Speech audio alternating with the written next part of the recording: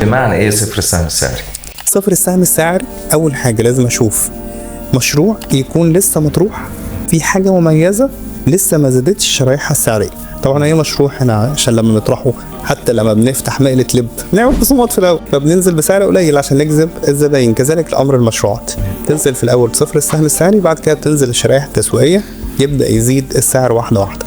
فابدا اشوف مشروعه متسعر صح، يعني تسعيره منطقي وقيمه مقابل سعر حقيقيه، واختار ايه حاجه بصفر السهم السعري. اشترينا عقار دفعنا له مقدمه 10% نفس ال $20,000 اللي الشخص اشتراهم بمليون جنيه، حطينا مقدم مليون جنيه والعقار كله ب10 مليون جنيه.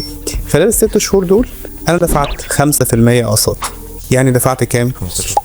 كده 15%، مليون ونص. بعد ال6 شهور حصل تعويم، الدولار زاد 20%. لما زاد الدولار 20% بنسبة 100% العقار المطورين بيزودوا أكتر من الزيادة دي، فممكن يزودوا 25-30%.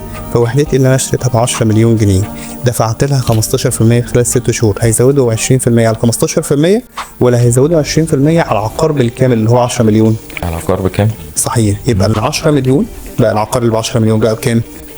ب 12 مليون.